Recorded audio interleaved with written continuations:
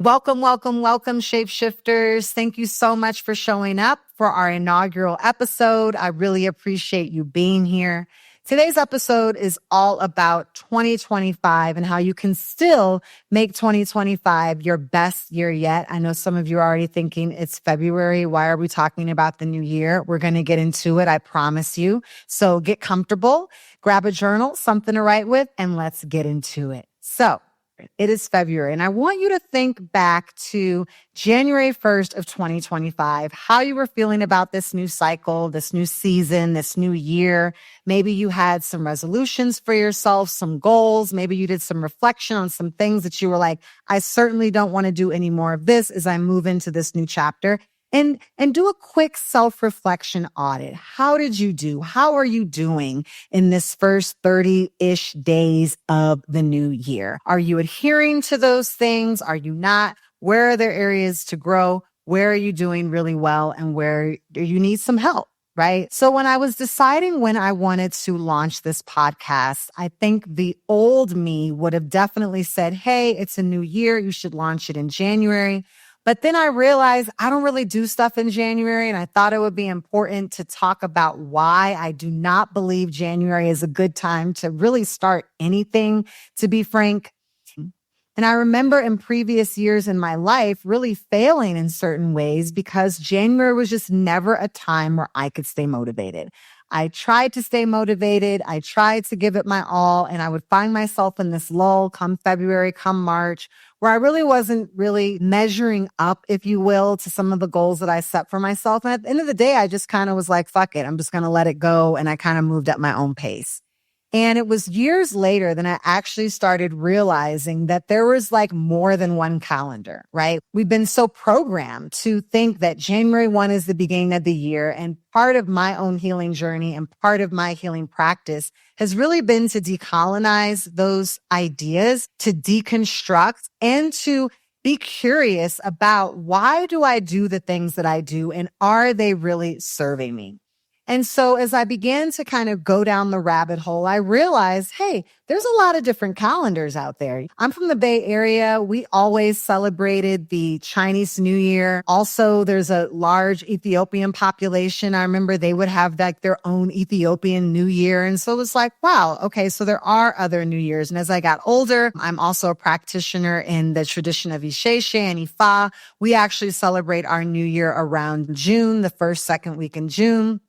And so why is it that we put all of this pressure on ourselves to start everything on January 1? We know that for many people on the planet, January 1 is a time of winter. It is the dead of winter, and it is really marked by the longest night of the year, which many of us know is the winter solstice, which takes place the end of December, around December 20th, December 21st of the end of the year. And so that is the longest night of the year. And the longest night of the year represents this time where we are moving into a slower pace. The nights are longer. We start seeing the weather shift. It's getting colder outside. We may not have the same energy that we had before. Everything is just kind of calling us within. Everything is calling us to slow down. And it's a really powerful, powerful time of year because we're also reminded that every time we find darkness, we find the opportunity for creation. Every time we find darkness, we find the opportunity for creation. What do I mean by that? I want to credit one of my teachers, Namanya Soipan, who reminded me that everything in life begins in the dark. Whether we're talking about all of us who were planted, if you will, in the wombs of our mother's bellies, those wombs were pitch black. There was nothing that you could see. It was a black, dark environment. We also know that when you plant a seed, you have to plant it in the pitch blackness of the earth. And it is from there that seed begins to take root and eventually sprout. We also know that many ancient traditions believe that the earth was created from a primordial darkness, whether it was the primordial waters, then we know that the bottom of the ocean is dark, whether we're talking about the cosmos, also remembering universal law that as above, so below. We know that the cosmos are also dark and that they birth solar systems and universes, right? So the only reason we even know what the light is because we first, all of us, every living thing first experienced this idea of darkness. So darkness is something that I believe we have become terrified of, to be frank. We are afraid of the dark. We are afraid of the unseen. We know that when we're even thinking about our physical lived reality, some people would call the dream state the unseen reality. When we close our two eyes and we open up our third eye, we're moving to a place of the unseen reality. We also know that when we're talking about the sun and the moon, which is typically associated with the divine feminine, the moon we know is often spoken about as this unseen, mysterious part, right? And that moon cycle actually happens every 28 days. And that moon cycle is connected to the power of our waters, the power of the ocean, the power of the tide, the power of the ebb and flow. And we know that that ebb and flow of the oceans is also in alignment with those of us who are born with wombs. And that is why the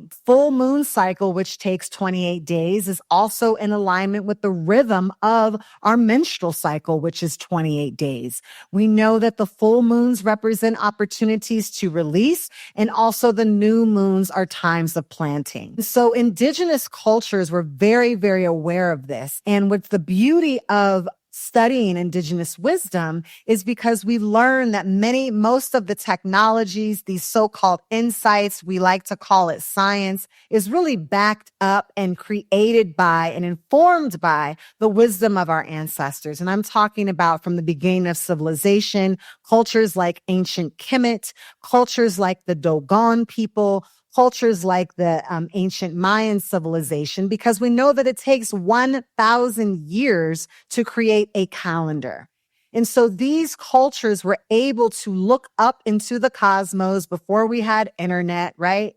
And they were able to observe the cycles and observe when they could be most aligned with the cycles. And this was very important because we know many of them were agrarian cultures. They relied heavily on the cycles of nature as it related to crops, as it related to planting, which was their means of survival, right? So this wasn't just something to do for fun. This was literally how they were going to advance their society. And so they understood the sacredness of the dark. They understood the sacredness that we as individuals have to honor ourselves, our lives, by giving ourselves the opportunity to rest and restore. If any of you have been somewhere where there's not a lot of street lights, maybe you've been on vacation somewhere, or you found yourself in a rural area, and you'll notice that when the sun goes down, you start getting tired, right? But we have become so terrified of the dark that we live in a society, many of us live in cities, myself included, where we don't even get a chance to witness the dark, experience the true sunset because our cities are lit up, let alone even be able to see the stars. And so that is why none of indigenous cultures celebrated the new cycle, the new beginning with a beginning of dark. And so this time of year, from December 21st to March 21st, when we celebrate the spring equinox, represents this time of formation. As we know, farmers first look at the soil and they ask themselves, okay, let me tap into the elements of the soil. Does it need more sand? Does it need more fertilizer? What are the nutrients that are going to be required for this thing to grow? And that they would look at that and they would determine what they wanted to plant. They would be very intentional about it. Many of these farmers are also looking at the seeds that grew really well from last year that they had saved, and they're planting them with a place of intention, knowing that, and here's the tricky part, knowing that when you put that seed in the ground, you don't get to watch it grow. And part of that obsession with what has to be seen, right, as we live in this visual state, we hear things really by looking at them. Most of the information that we get on social media and online, everything now is learning through sight. We don't close our eyes and learn anything. We learn through sight because we become such an obsessed visual culture.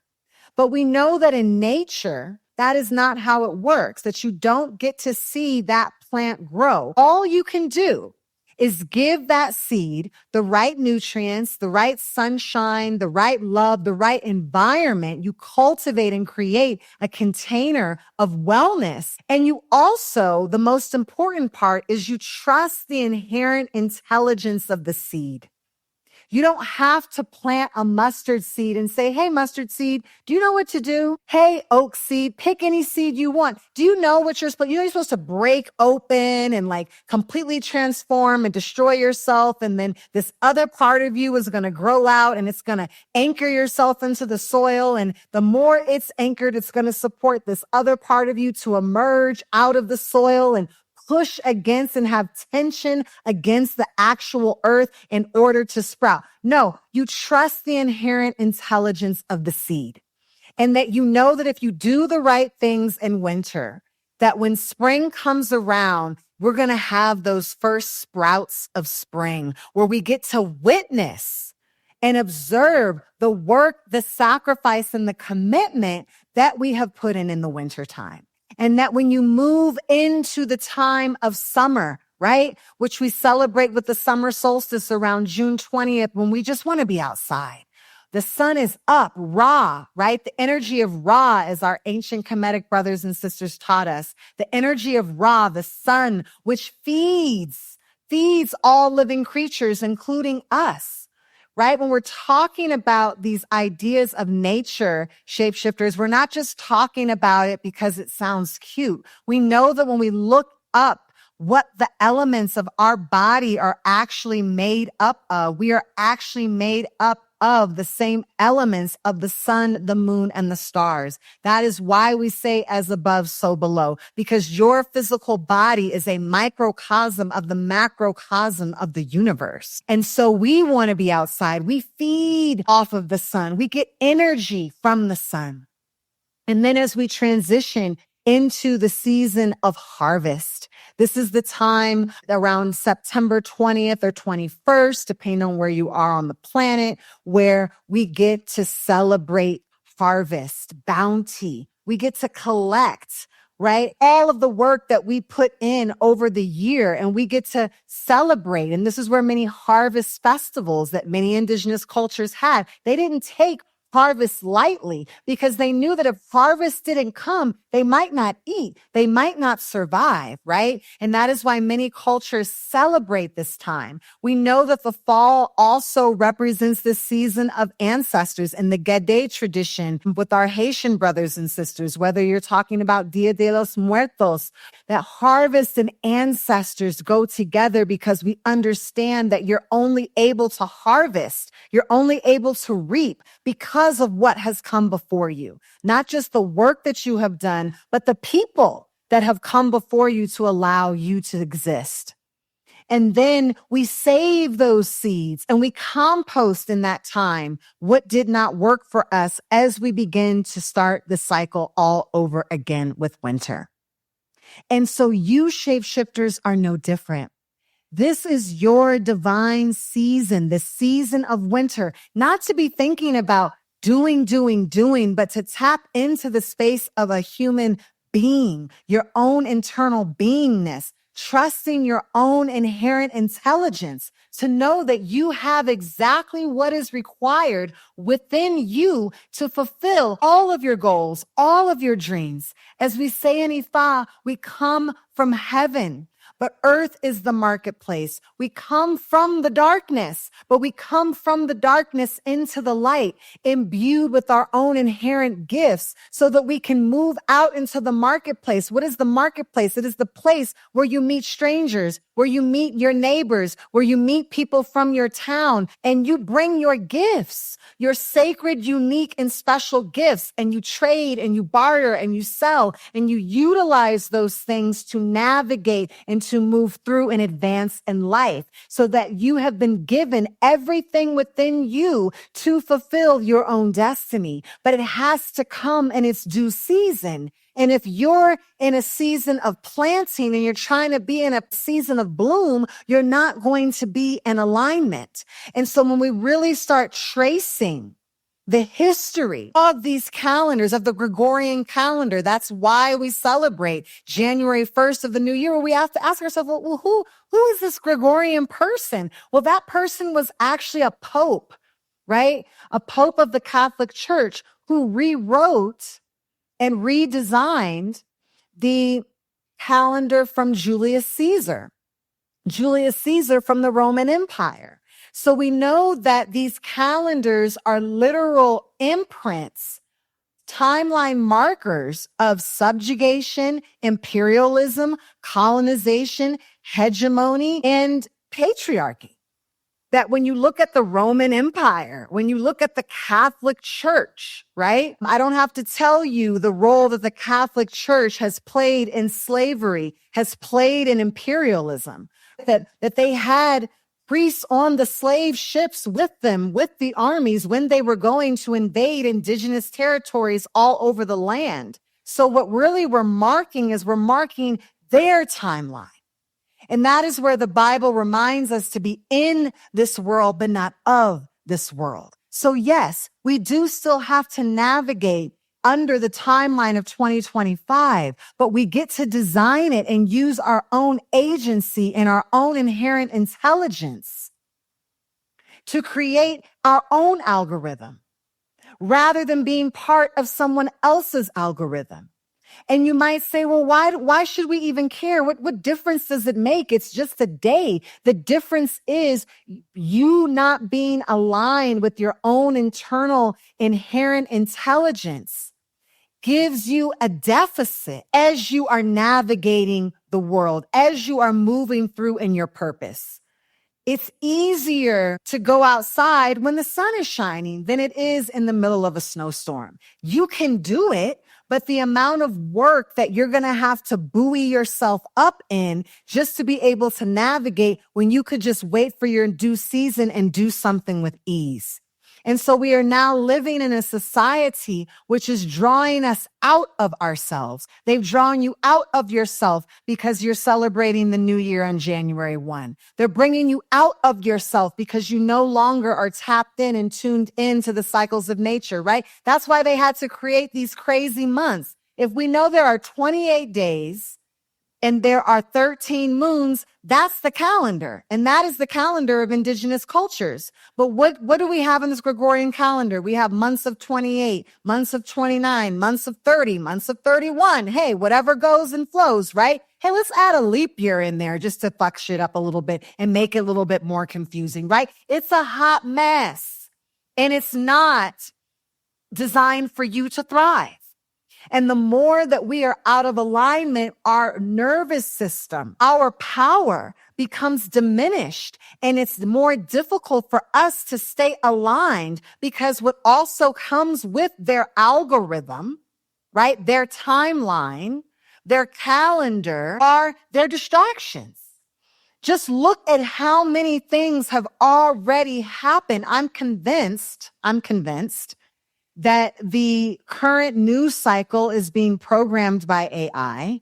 It has all of our data. It knows what's going to make us panic. It knows what's going to bring us away from who we truly are. It knows what's going to distract us. It knows what's going to make us hate. It knows what's going to make us other. And so the idea is, let me just ratchet it up and ratchet it up. So every week we are faced with not just one, multiple episodes of literal things that have never happened before in our lifetime. Catastrophes, fires, snowstorms, blizzards, wars, rumors of war, death, murder, destruction, you name it. And the more we're out of alignment, the more that we give our energy, we give our inherent intelligence to that.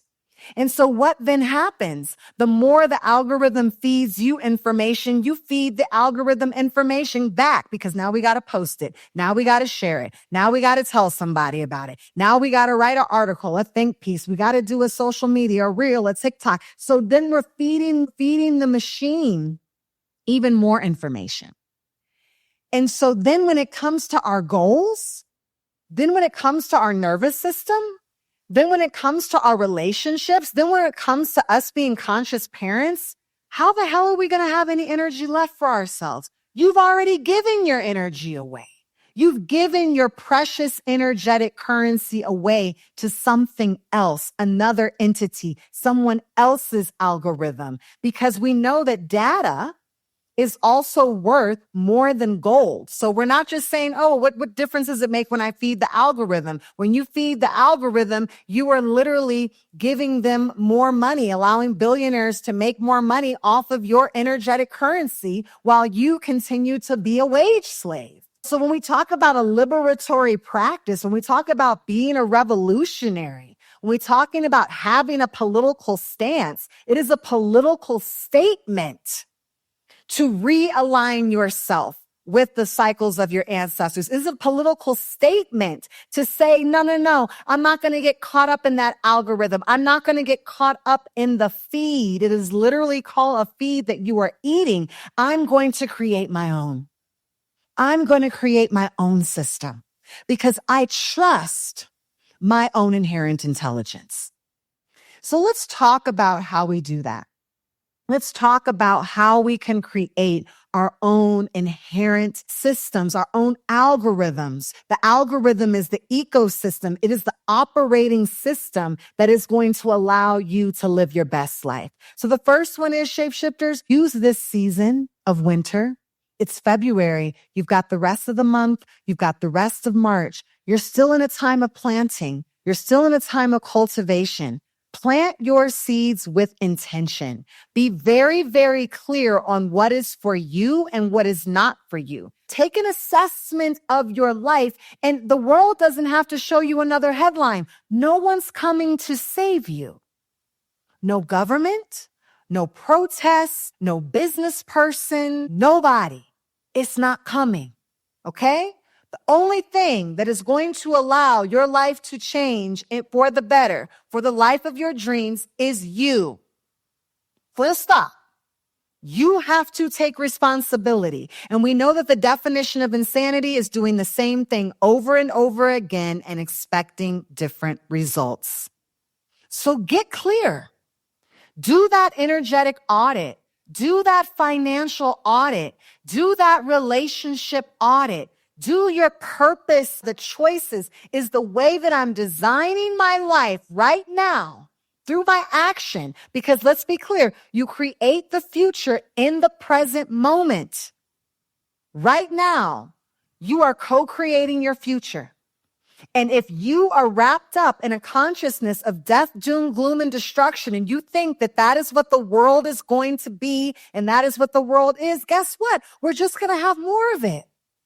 The world is just going to mirror to you what you are putting out there. And this is not just hokey pokey. This has been scientifically proven. We know that your mindset and your mind state is going to shape your reality. And so I believe that oftentimes when we think about, people are using words like Armageddon and this dystopian future, and we've watched all the movies and we've seen all the Netflix shows, and they always project this dystopian future as either really, really great or really, really bad. And that maybe it's really bad for everybody, but there's just like this small percentage of people that it's great for. And I don't believe that. I believe that consciousness has merged. And so we're going to be living all of it at once. So you may be making choices for your highest good. And you might have a partner, you might have a family member, you might have a friend, you might be in a job, and they have bought into the death, doom, and gloom. People are going to neuralink themselves further into the matrix, or they're just going to opt out and know that they can use their own energetic currency to reimagine and create something even better. I'm reminded by the messages of the Ifa New Year. The Ifa is a African spiritual tradition brought out of West Africa. It's over 10,000 years old. Many of you know I am an Iyanifa. I'm also an initiated priest of Oya. It is my spiritual tradition. And in that tradition, all of the priests gather together for our new year. They do a divine reading. They consult the oracle, if you will, and that oracle representing Odu, and a different marker comes out, a different signature, a different energetic resonance, if you will. And that energetic resonance is complete with recipes, taboos, songs, guidance, insight, wisdom, everything that we need as a people to thrive. And in that reading, different energetic frequencies step forward and they say, these are the energetic frequencies that I need you to pay attention to this year. And so when that reading happened in June of 2024, because again, our new year is in June of 2024, all the way till June of 2025, one of the critical spirits or Risha that stepped forward was the spirit of our Ori. Your Ori represents divine consciousness. Ori represents your first God, as we say Ori before Egungun, Egungun before Orisha. Your own divine head before you honor your ancestors, and you honor your ancestors before you honor the elements of nature. And in that order of operations, it starts with you. And so the message that was sent out to us as devotees is we're going to have to protect our head. We're going to have to hold our head with both hands. What do we mean when we say that? It's not just the literal holding it with both hands. It means protect your mind. Protect your mental health. As I said, this war of bombardment with the death, doom, gloom, and destruction of someone else's algorithm bombarding you out of your divine purpose, it is a spiritual war. It is a mental war. Because what happens, we read these headlines, and even if you don't read them, someone else is going to ask you, hey, did you hear about this? And then you start talking about it, and now it's all up in your head, and now you're reposting it, giving it back, right? You go through that whole cycle, distraction, taking you out of alignment, moving you to a place of fear, moving you to a place of shame, moving you to a place of judgment. Remember, these are emotional frequencies. The emotional resonance that you're giving off allows you to attract more of that. That is where we hear the universal law of like attracts like. So if you're feeling bad, we've all had this, maybe overslept, and you're like, fuck, I overslept. Then you go out and you stub your toe. Damn, I stubbed my toe. And you already make up in your mind that this day is not going well. And guess what happens? You have a shitty day. It's not rocket science. So we know when we maintain a high frequency, we create a buoy, we create a life vest around ourselves to say, yeah, I see that headline, but it's bouncing off of me. It's not weighing me down. I'm not literally repeating it back out. And now that's my language and that's my speak. That's my mindset. So holding on to our Ori is reminding us that this year, right? Now, yes, 2024 into 2025, this year is about holding on to your head. And you can already see by what all the headlines that have transpired to get us to this point that they're going to continue to ratchet up and take you and they're going to continue to ratchet up and take you out of your neutral place. And that is a frequency that we often don't think about. We often think about this idea of I want to be at peace and a place of zen, but we forget that actually neutrality is one of the highest frequencies. Neutrality. Observing. Just observe. Observe what's for you and what's not for you. Observe what starts happening to your body. When you hear about some bad news, when you start clenching your mouth, when you start tightening up, observe if you even believe what they're feeding you sometimes. We can have discernment. Just because someone says something is a thing doesn't make it a thing. So discernment is so critical. And that's why we're taught omi tutu, water, cool my head. Tutu orimi, tutu orimi. May I have cool water on my head. May I have a coolness. May I not get too hot. May I not get too cold. As I said, hey man, be cool. Our ancestors taught us that. Be cool. Hold on to your head, because if you don't, you'll lose it. And the impact of losing it means you lose your ability to fulfill your destiny. You lose your ability to live a purpose-driven life. So use this season to be intentional on the seeds that you're planting. And here's the thing that I know for sure. You're already planting seeds. The question is not about if you're planting. It is what you are planting. Do you even have a level of self-awareness to understand that if you are keeping negative self-talk going on in your brain over and over and over again, when someone offers you an opportunity and you go to worst case scenario, when someone says something and you go to fear, when someone tells you something and you go to othering, when it's time for you to launch that new project and you start mentally talking yourself out of it, when it's time to get that new download and you're looking at your bank account and thinking that that's going to rule what you're able to do. That is how we talk ourselves. We rob ourselves out of it. So we're planting seeds every day. And the invitation is to be aware of those seeds so that you can have your due harvest. So that's tip number 1, is to use the rest of this winter season to really reflect on how you can intentionally plant. Another tip that I want to share with you is really thinking about the cycles of nature and how you can align not only your goals, but even your business and even your launches. I know for me, I don't even try to have a lot of projects starting until the spring or summer.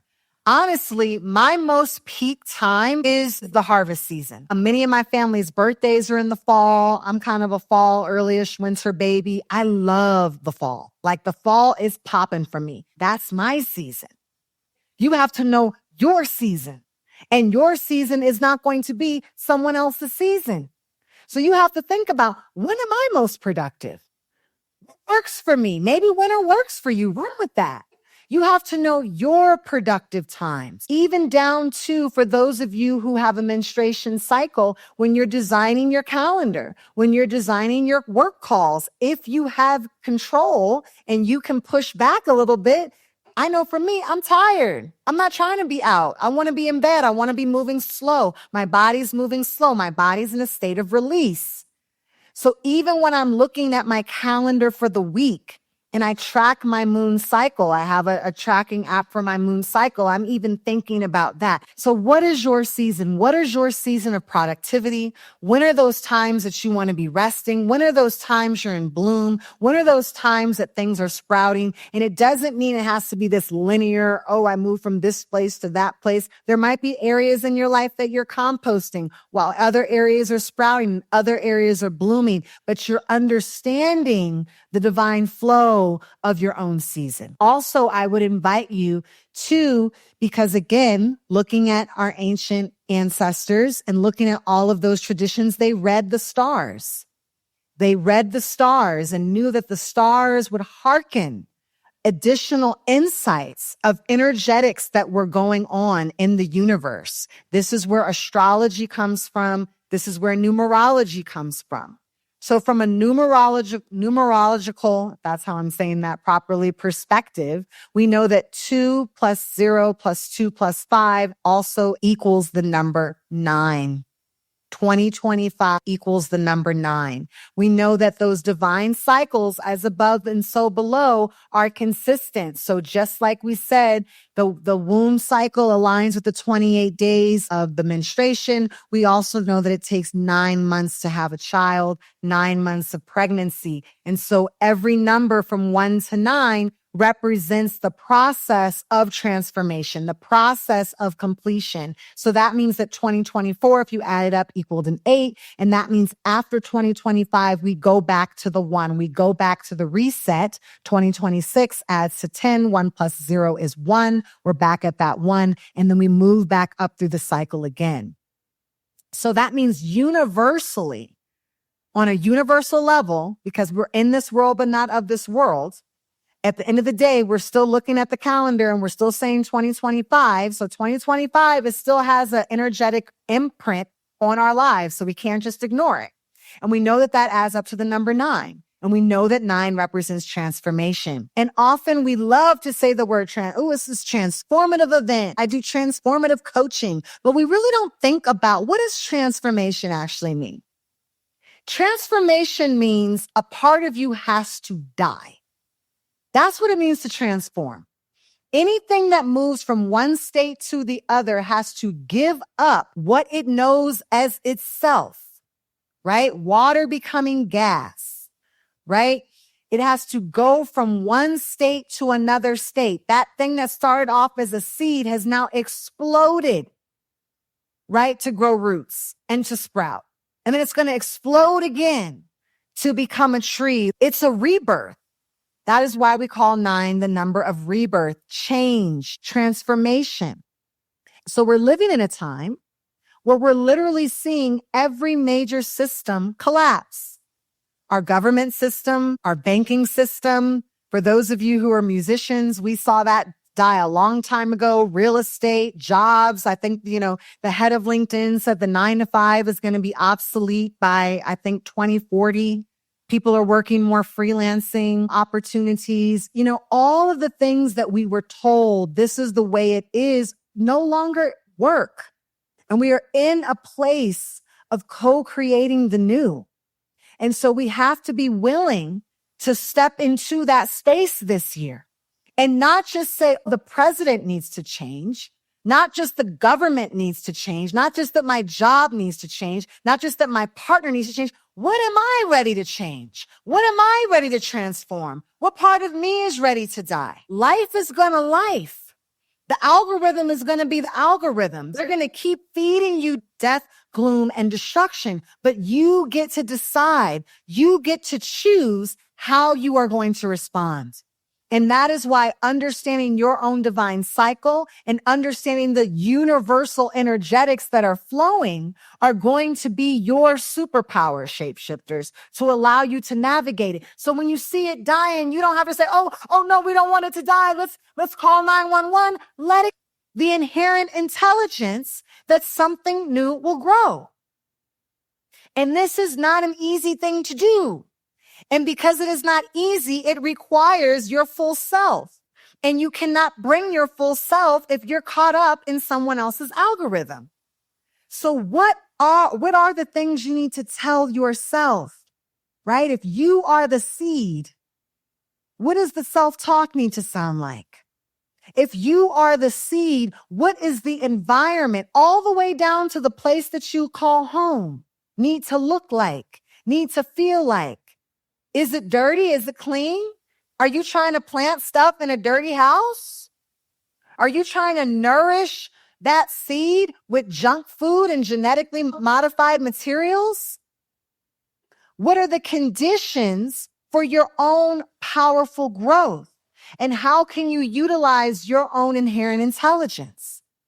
Another step that I'd like to invite you into for your own inherent intelligence is knowing your own personal year, your personal year. So again, we're still working with the idea of 2025. Again, be in this world and not of it. Don't hold on to, well, I thought it wasn't 2025 and now she keeps coming back to it. We're holding the spectrum. We're holding the spectrum because the reality is we have to bring these indigenous wisdoms, but we still got to get up and deal with this reality timeline. So when you add up your birth month and day, and you add it one digit at a time to 2025, you're going to get your personal year. That means that is my superpower of the year. If you're a 1, your superpower of the year is doing new things. If you're a 2, your superpower is going to be through your relationships, relationship with self, relationships with others. That's going to be your superpower. If you're a 3, your superpower is going to be through freedom and self-expression.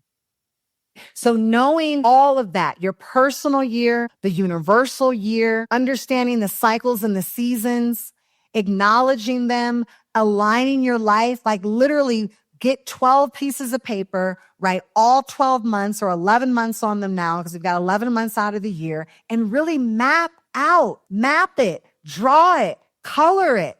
Not just a vision board. I love the vision board. I think that's a really great starter package, but we're beyond starter package, right? This is like, it's on and popping on the universe right now. It's on and popping in the world. We got to move to like the 2.0, the PhD, move up another grade. We're past the vision boards. Okay. What are you going to do? What is the action step? Because a vision board is a nice picture. I want action steps.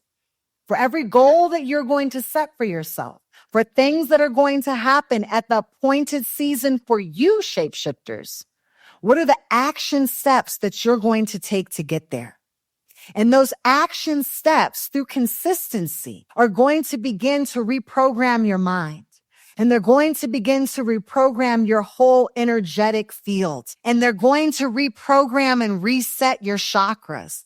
And by resetting them, that is going to raise your vibrational frequency, your energetic resonance. And the more you raise that energetic resonance, the more you're going to begin magnetizing. You're not going to have to go out and look for it. It's going to find you. You're going to magnetize the opportunities for yourself, and you're going to repel what is not for you. And that is how you live a purpose-driven life. That is how you take another step forward in your own destiny. To understand that death does not have to be bad. You know, I've had the pleasure of being an educator for many years, and I still am in many ways. I just feel like now I'm educating adults than kids. But my background is as an educator. I taught first grade all the way up to the collegiate level. And I had the blessed honor in my hometown of Oakland, California, of being able to work at independent Black schools and seeing the power of independent Black education and how young people will truly thrive. And my daughter is a product of independent Black schools. Shout out to Ile-Omide in Oakland. And so I know firsthand, any of you who've maybe attended an HBCU university, we know firsthand the excellence that emerges from those spaces.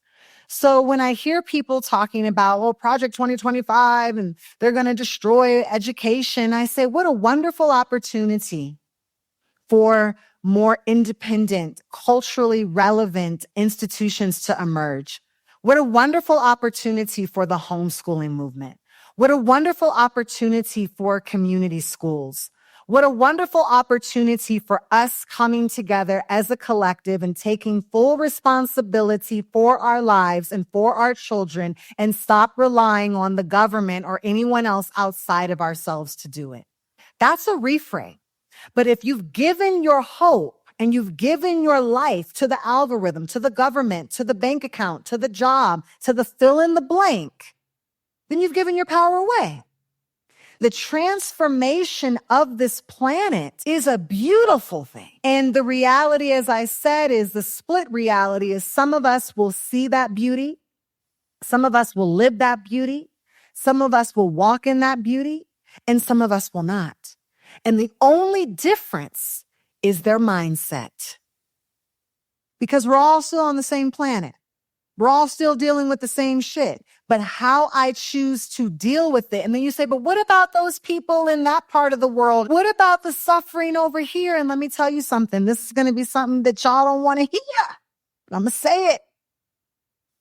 You're not responsible. You're not responsible for fulfilling someone else's destiny. You're not capable of fulfilling someone else's destiny. You don't have the power to impact someone else's destiny. And that thinking that I am in control of someone else's life halfway on the other side of the planet, or even, hey, in my own neighborhood, that I am somehow responsible. Let me tell you what mindset that is. Colonizer. That's a colonizer mindset. That's the same mindset that the Romans came into ancient Kemet and said, we're going to change this up. We're going to fix, we're going to control, we're going to lead. That you are somehow responsible for changing and shaping the life of another. You're not respecting their inherent intelligence.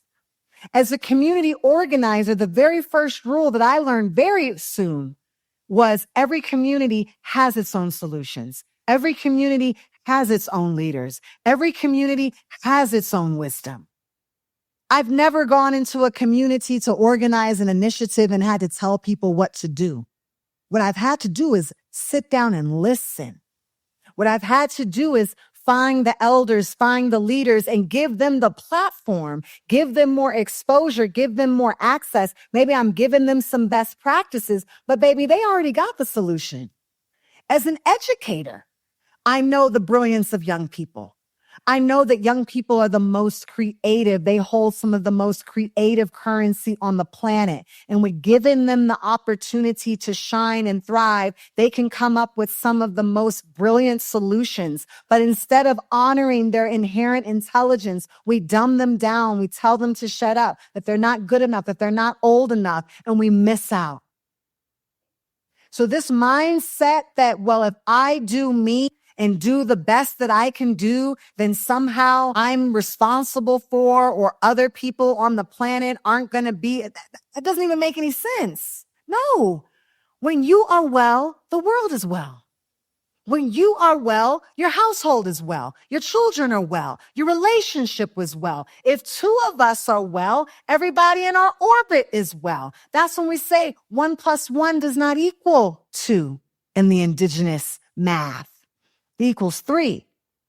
Because when one or more people come together, a new energetic force is increased, is created. And through that new force, that is where the ripple effect, that is where the tipping point comes from. This idea that everybody's got to get along and everybody's got to come together will never happen. And if you study history, and I'm a student of history, you will know that that is not how any movement happens. It is a small amount of dedicated and committed people on the planet that then shape and influence the world. Ask me how I know, because I'm from Oakland, California, the birthplace of the Black Panther Party. The reason why you're eating breakfast in your school today is because of a small group of committed people. How do I know? Because I'm a child of the civil rights movement, a small amount of committed people coming together that has transformed the way that we live our life, and those movements went out to help other people. How do I know? Because I am humbled by the Haitian Revolution. The Haitian Revolution, which shaped Black consciousness and Black liberation all over the world and still does to this day, a small group of committed people. Don't you ever underestimate the power of a small group of committed people, that we are here today, that we came from heaven, that we decided to live on this planet in this time, in this moment, imbued with all of our inherent intelligence to create our own algorithm and our own due season to be the energetic stabilizers, the grid stabilizers, the light bearers, the earth seeds, the change makers, to show the world that another world is possible, because we're willing, we're courageous enough to go out and be transformed and step into the newness that is our inheritance. That is what this year is about. That is who you are. That is what you're capable of. That is who your ancestors were. And they weren't celebrating January 1 as the beginning of the year. Don't you get caught up in that. Stay focused. You got work to do. Step it up. Because no one's coming to save you. You can't even save our families right now. The best you can do to save your family is to shine your light, and maybe they'll look at your light and say, hey, maybe I should pay attention to what she's eating because she's not sick. Maybe I should pay attention to how she's living her life because she's shiny and bright. Maybe I should pay attention to what she's doing because she seems to have some disposable income. And they're going to look at your light, and that is all the lesson that you need. You don't have to talk about it, baby. Be about it. Be about it. And I guarantee you, I promise you, you will have the most transformative 2025, the most transformative year of your life. All right. That's what I got for you today, Shapeshifters. Thank you so, so much again for tuning in. Episode 1. I hope to see you back next week for more. Until then, keep shifting. Bye. Supreme gratitude for tuning in today, Shapeshifters. Your presence is a gift, and I truly appreciate you. If you're feeling like it's time for an energetic reset, I got you. Download my free chakra tune-up, a transformative 7-day guide to realign your energy, harmonize with nature's rhythms, and recharge your spirit. Head on over to shapeshiftyourlife.com. That's one word, SH, the number 8, PE, shiftyourlife.com, and grab your copy today. Keep shifting.